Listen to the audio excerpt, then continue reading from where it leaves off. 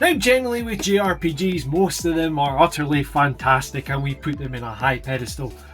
But there is times when great JRPGs are actually really disappointing. We've all had this where we thought this game's going to be awesome and just been kicked right in the stones. Now today I am not alone. I have invited friends of the channel to tell me and you about disappointing JRPGs. Now with that in mind, let's look at 9 disappointing JRPGs. Now I will point out, just remember, this is just our opinion.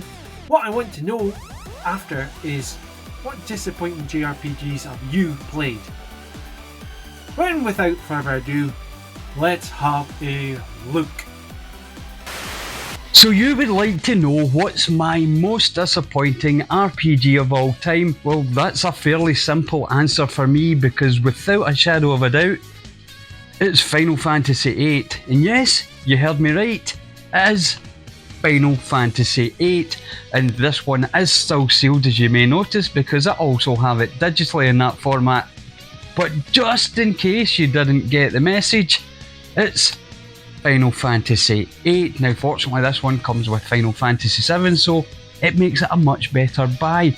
But before the 3 Final Fantasy VIII fans in the room get up and walk out in disgust, let me tell you why Final Fantasy VIII is the most disappointing RPG of all time.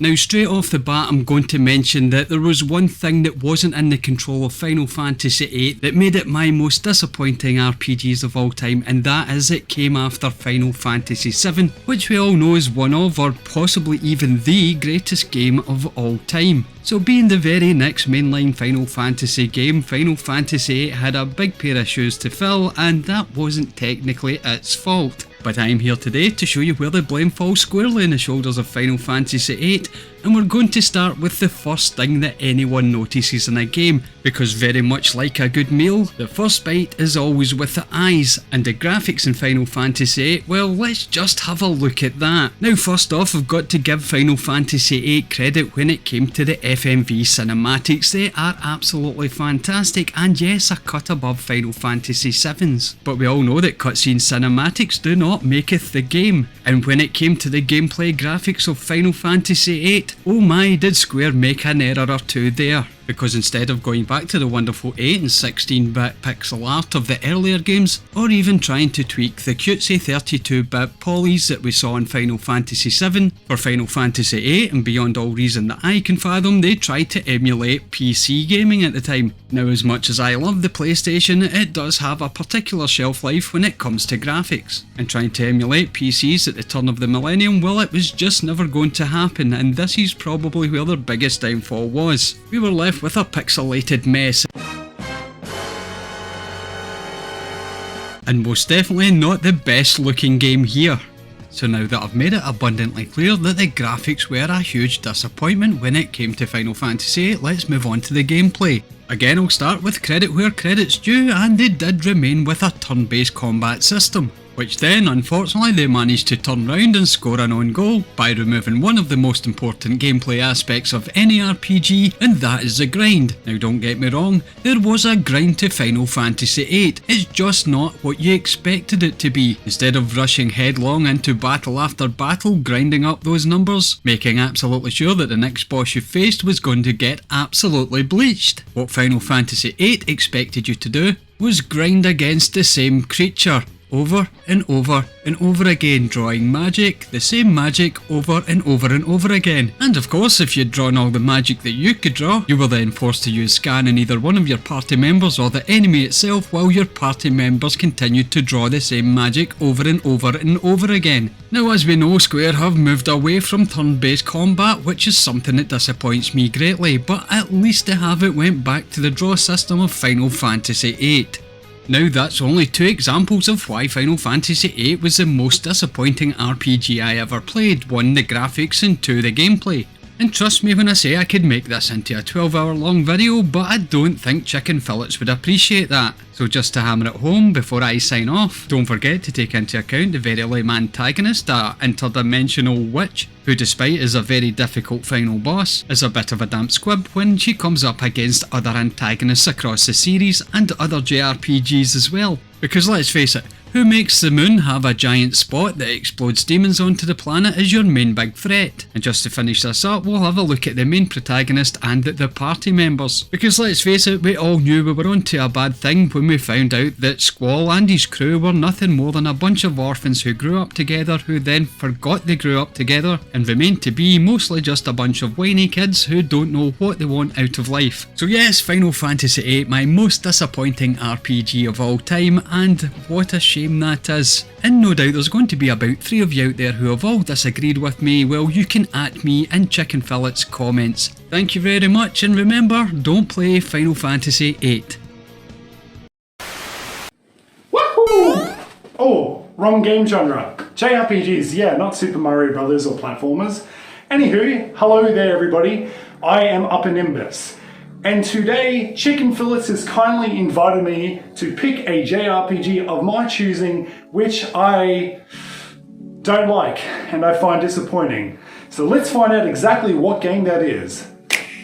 So the BDSP games, aka Brilliant Diamond and Shining Pearl, are my JRPGs of choice. I wouldn't say that these games are absolutely horrible, but they are definitely a letdown to me, and I'm sure a lot of other people. I can't remember the developer of these games, but I know that they worked on some like visual assets and whatnot for some other prior thing. Don't remember if that was like a mobile game or something. I also felt that all the characters and the NPCs were just flat. The entire art style of the game was like a Fisher-Price toy. Everything was so bland and generic. It felt like there was no polish. There was no shine, there was no extra bit of details of love and care. There really wasn't any form or sign of passion in these games. And that is always something I look for in video games.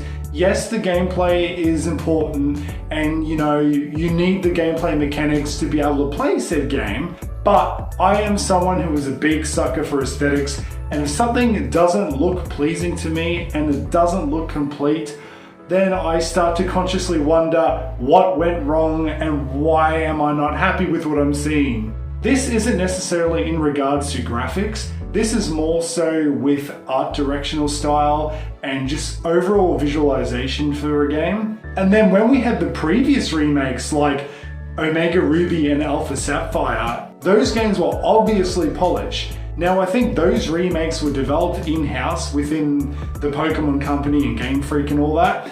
Still, even if you're going to outsource to another developer to make a remake for you, I think that there still needs to be a level of quality control and quality checking. I mean, there are a couple of good things about BDSP. The gameplay is still pretty solid. It's a Pokemon game.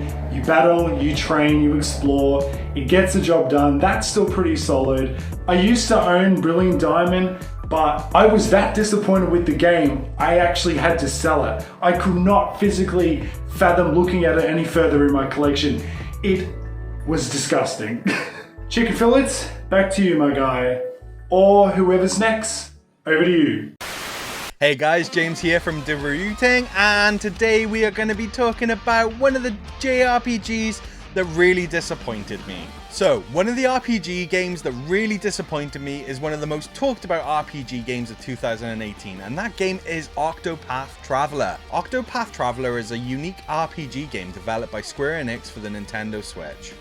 It was released in July of 2018 to critical acclaim, and it immediately became one of the most talked about games in the gaming community. The graphics are absolutely gorgeous, with the now more commonly known 2D HD graphics. These immediately made the game stand out. Its blend of stunning pixel art alongside the high definition 2D and 3D models creates a mesmerizing style. Well, you might be thinking, this game was so highly regarded, how was it disappointing? Well, the game's mechanics are quite different from other RPG games, as you get to choose as one of 8 playable characters, all of whom have their unique strengths and weaknesses. Each character has their own unique story, set in a beautifully crafted world full of adventure, secrets, and surprises. The game features turn-based combat system, which requires a lot of strategic thinking and planning. Now, once you get your head around it, it will make the game a lot easier, and it also will make a lot more sense. You do spend a whole bunch of time battling in this game. Some of the battles are extremely long, especially bosses that can take a good half an hour to beat. Now, maybe this is just laziness on my part, but for me personally, I found this game hard work, and at times I found it really confusing as to where to go. A lot of the NPCs do give you hints of where to go, and I found that you really have to pay attention for this game to figure these things out. My time can be limited, and there also can be weeks where I may not be able to play a game, so this did start to become a really less enjoyable experience. Trying to figure out the actions for some of the characters also played a part in the game becoming frustrating, as each of the parties have different skills that you can unlock and different pathways or impact your reputation in the game. One of the things I found really frustrating in the game was the grinding. Now, I know this is nothing new in RPGs, and I have actually no issue with doing a bit of grinding and leveling up with characters, weapons, armor. However, I found that to obtain these in Octopath Traveler was such a chore, spending far too much time upgrading my weapons and armor. It's also really expensive in the game. So this takes me full circle as to why I found it disappointing. I think personally for me, not having enough time to fully immerse myself in the game, it really put a hindrance on keeping me engaged in the story. The number of times where I would head back to the middle of a quest, not remembering where I was, what I had to do, and what had to be done, this really impacted my enjoyment of the game, which then became really overwhelming as an experience. I enjoyed the game's for the stories for what they are, and I like to get sucked into the world, but I'm sorry, Octopath Traveler did not deliver on this. The story and the lore for this game is deep, and I didn't end up getting anywhere close to being able to enjoy this. I'm not saying it's a bad game, but for me personally, it was really disappointing. Hi everybody! Thanks for having me on, Chicken Fillets. When you asked me what game I was going to pick for this video, I didn't even have to think about it. I knew right away what my entry was going to be. That entry, of course, is Dragon Age 11, Echoes of an Elusive Age. Now, before people come after my hide in the comments section, I'm talking about the vanilla version. I haven't played the S version, but I will eventually. So why was I disappointed with Dragon Quest XI? It comes down to the enemies being incredibly spongy in the vanilla version, and that is one of my biggest bugaboos when it comes to JRPGs. I dislike games that try to artificially make the game harder by making the enemies damage sponges. I much prefer smarter enemies that make you really think about the game tactically, especially in turn-based games. Other reasons I was disappointed with the game was because I'd heard amazing things about the Dragon Quest titles. This one left a poor initial impression on me. I haven't experienced the previous entries in the series, but my friends have been trying to get me to check them out, and I will eventually. Because I will admit, I do like the story of 11, and the graphics are beautiful. The music is also enjoyable to me. I just need to give the series another try. Who knows, maybe it'll be like Final Fantasy was for me, a rocky initial start, but now a franchise I love. What's your experience with the Dragon Quest series? Sound off in the comments. Anyways, thanks yet again for having me on your video, Chicken Fillets. I hope we can do more collaborations in the future, and I'm excited to see some of the entries from some of the other contributors. Hello and thanks for having me, John. I'm Luca from Fato Gaming and I'm happy to share my pick for the most disappointing JRPG. After John asked me what I would choose for this, I immediately knew what I was gonna pick. And this is of course Final Fantasy VII. No, I am joking, of course. My actual pick is Star Ocean Integrity and Faithlessness. This game is the biggest disappointment in my entire life as a gamer and easily the worst in the Star Ocean series. SO5 suffered from a visibly low budget. There are hardly any cutscenes and the ones that made it into the game are ridiculous. For example, instead of showing a battle between spaceships, you can only see the characters in the cockpit talking about what's happening outside. Wow, great cutscene, Square Enix. The rest of the story is told in the game engine. That takes away so much of the characters' personalities and the development, because you almost never see their faces or reactions. Also, there's hardly any original music for SO5. Most of the tracks come from other Star Ocean games. And why? Because of the low budget. The side quests are all trash too. Defeat 5 this, talk to that, run here, blah blah blah. Boring stuff, all of it. And the rewards aren't worth it either. That Would have been okay if the combat was exceptionally good, but it isn't. Combat in Star Ocean 5 is just alright. Some of the moves and animations are exactly the same as in other Star Ocean games, but that's okay for me. The thing that I really didn't like about the combat was that all 6 characters are in battle at the same time, which leads to a total chaos at times. But probably the worst thing about this game? No space travel. Yes, there's no point in the story where you visit other planets. Never. The 2 Star Ocean games before made so much effort in building a rich universe and gave us the possibility to visit multiple places. In Integrity and Faithlessness, you will run around a lot between what feels like the same 5 areas over and over again. This is another indicator for a low budget. You see, the low budget killed that game, and Square Enix really should have put more money into Star Ocean 5, or just dropped it altogether. After this entry, I really feared that one of my favorite series would die because of this. Honestly, part of my frustration also comes from the fact that I even bought the collector's edition.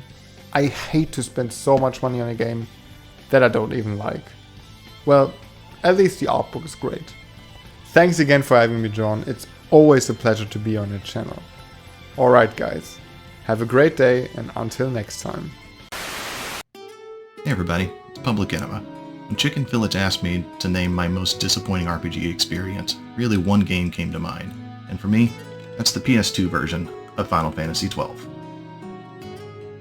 Now, I grew up playing some of the best RPGs to ever be released on the PlayStation 1. Final Fantasy VII, Tactics, 8, 9, like that was Final Fantasy to me.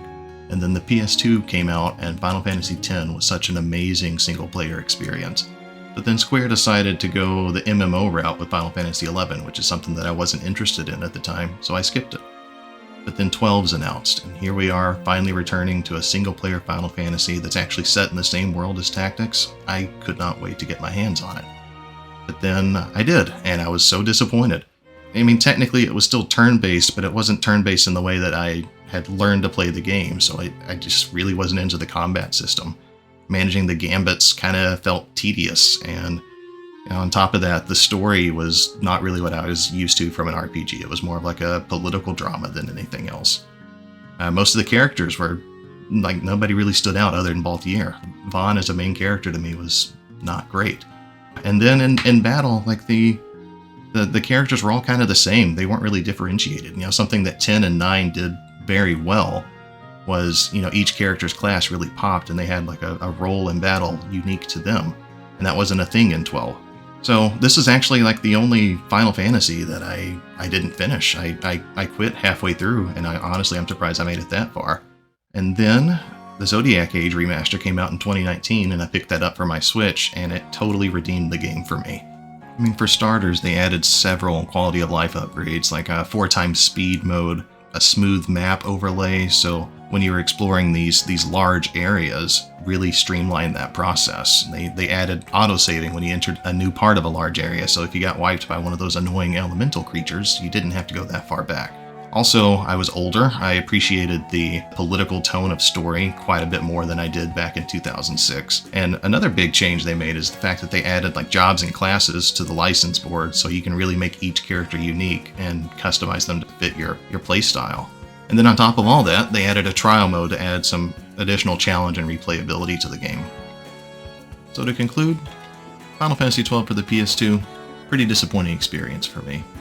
But don't let that scare you away from the Zodiac Age remaster. I'm really glad I gave it another shot, and it actually ended up being a really good game experience on my Switch. Shout out to Chicken Fillets for putting this collaboration together, and thanks for watching. Before I start talking about a JRPG I didn't like, I wanted to say thanks for Chicken Fillets for inviting me on his channel once again. Anyways, let's jump to one of the few JRPGs on the PlayStation 3. What disappointed me? Let's go. White Knight Chronicles, one of the few JRPG games on the PlayStation 3, and it was a PlayStation 3 exclusive. Developed by none other than Level 5.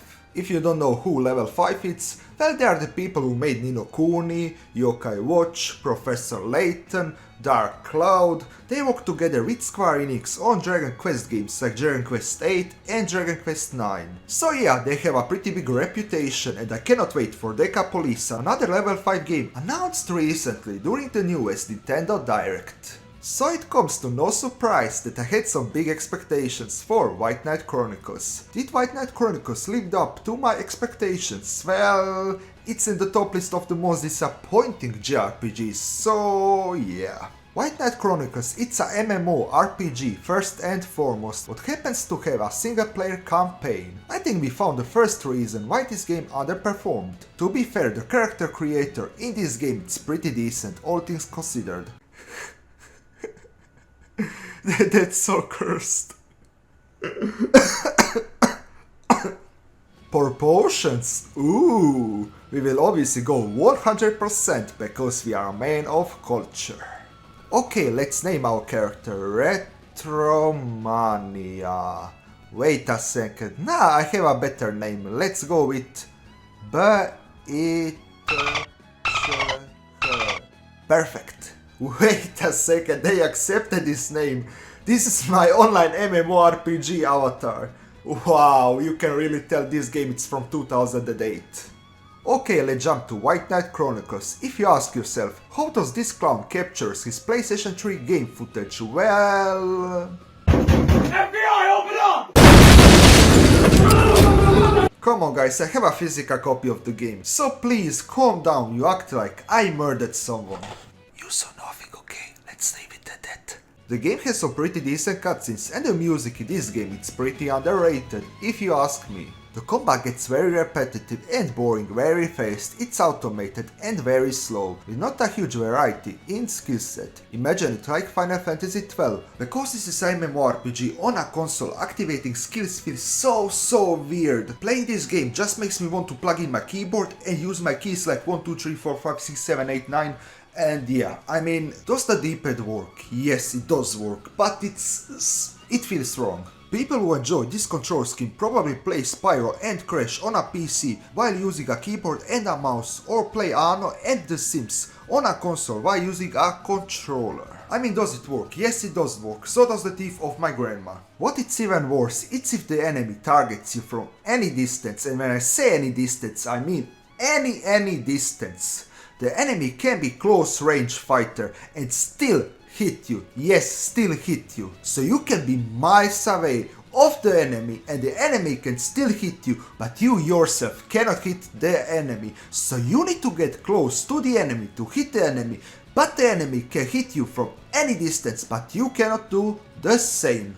Wait, that's stupid and unfair. That's what my mom told my dad after she got pregnant. So it's White Knight Chronicles terrible? No. It's amazing? Also no. It's just mediocre. It's fine, but way below what you would expect from a level 5 game. Anyways, thanks again for Chicken Fillets for having me on his channel, and I wish you all a wonderful day. See ya. Hey everybody, Eric here. Thank you so much for Chicken Fillets asking me to come on the show today and talk about one of my most disappointing JRPGs. Now, when we think of a game, we think of a developer capturing that lightning in a bottle or magic in a bottle, whatever you want to call it. And then they announced the sequel. Of course, there's the excitement, and then there's also the skepticism, I guess you want to say. How are they going to do it again? Well, this is Xenoblade Chronicles 2 for me. Let me start off by saying that when I initially played Xenoblade Chronicles 2 at launch, I had really no experience with the first game. This isolated playthrough was found to be really stunted by some weird battle mechanics. The battle system is really strange and it takes a lot of getting used to. And plus, you don't even really get to properly do the battle system until like way after chapter 3 anyway. Not only that, the blade and driver system is cool, but I feel like it's a little bit gimmicky. And don't even get me started on the field skills, which stop you from actually progressing the story unless you power level your blades to get through these soft lock checkpoints to like clear some rubble or something like that. It's ridiculous. Anyway, that was 2017. Fast forward to 2021. I plow through Xenoblade Chronicles 1 Definitive Edition for the Switch. Absolutely love Shulk. I love the Bionis and the Mechonis, and I love that story. It's awesome. It's a masterpiece. decided I'm going to come back to Xenoblade Chronicles 2 again. I can't even finish the game after like 20 or so hours in. Again, with the field skills, the blades, the story's just really weird, the pacing is strange, the battle system I don't like, especially in comparison to Xenoblade Chronicles 1. I love the chain attack system from Xenoblade Chronicles 1, but I felt that the battle system in comparison was really clunky. Oh my god, I am talking so fast because I'm just so passionately disappointed about this game. Now, don't even get me started on anime girls just for the sake of having anime girls. I mean, look at the story. We have this sky fisherman who rides this giant dragon turtle, then he goes on a diving expedition, then he dies, and then he sees an anime girl, then he gets brought back to life, and then he sees two anime girls, then he falls in love, and then the world is saved. Essentially, I haven't finished the game, but I have spoiled it on YouTube, and boy, that's a weird one. In comparison with Xenoblade 1, 2, and 3, I think 2's probably got the weakest story for me. And that being said, I do love Rex in Xenoblade Chronicles 3 DLC. His callbacks, his mini character arc, some of the dialogue he has in that game is really cool and gives you a little bit of a peek inside the world post Xenoblade 2, which is kind of cool. So there you go. I could ramble about Xenoblade Chronicles 2, but I think it's a cool game that ultimately fell short for me. Thank you so much, Chicken Fillets, for having me on today, and I look forward to getting absolutely roasted in the comments. This one's going to be a bit of a decisive one because not necessarily it's not a bad game. It's not a bad game. It was just very disappointing for me. Now, the game that I will be talking about, which was disappointing, is actually Fire Emblem Engage. Now, I'll tell you why this is disappointing. Now, if you're a friend of the channel, you will know that Fire Emblem Three Houses is one of my favourite JRPGs of all time. I've completed it multiple times, blah blah blah blah blah. Yeah, you know the gist of it. However, when Fire Emblem Engage got announced, I was a bit on the fence with it. I didn't really like the character designs at first. I was thinking, oh, I don't know about this, I don't know. But I didn't jump on any hype train, I just waited, and then the reviews started coming in. I thought, this actually looks pretty good, you know? Then I actually played the game. Now, technically, the game looks fantastic. The game runs superb on Nintendo Switch, and graphically, I mean, it's one of the best looking games on there. Technically, on the technical side of it, it plays really well. But you might be going to yourself, well, hold on, John, what are you on about then? Why is this disappointing if, you know, all these boxes are being ticked for you? The character design and story.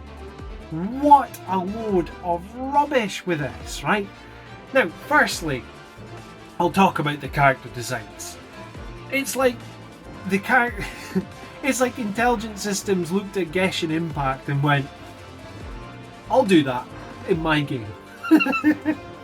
They're just, compared to Three Houses and previous games, I know most of these Fire Emblem games have a certain animation style with the characters, but this is just excessive. I mean, if you're in battle, in real life, if you're in battle, you're not wearing fluorescent baubles on your arms. If you go into battle, you're not exactly going to be having red and blue hair standing out for everybody to see, Ken. I thought the character designs were just unbelievably stupid. And I mean, this is coming from someone who plays JRPGs like all the time, and I've seen X, Y, and Z games play with stupid costumes. I mean, Xenoblade Chronicles 2, which is one of my favourite games, is one of these games which do this. But this is just excessive. When it comes to the actual characters themselves, I had absolutely no liking to any of the characters. The main protagonist is just excessively boring. The NPC, well, I say NPCs, your support characters, they're just also two-dimensional. You've got your standard fare when it comes to JRPGs. You've got the oh-so-kooky character. You've got the character who's all about honour and respect and the usual.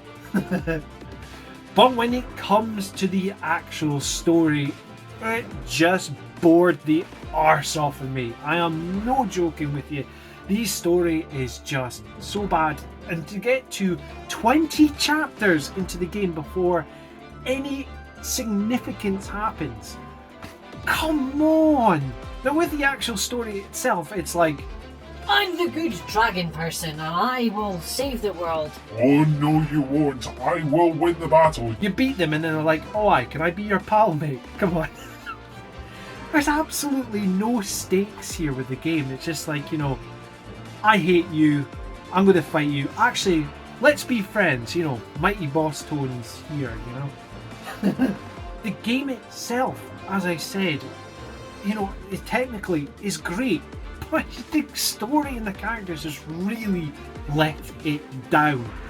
That's why it's disappointing to me. It's that disappointing I actually got rid of it from my collection. But anyway, that is enough rambling and ranting from myself. What I want to know is, what is your most disappointing JRPG? Sound off in the comments down below, and maybe tell the others who have collabed with me today what your thoughts on their choices were. And if you like what you're seeing, please help me grow the channel by liking, sharing and subscribing. What the hell's that about? But until next time, tatty bye!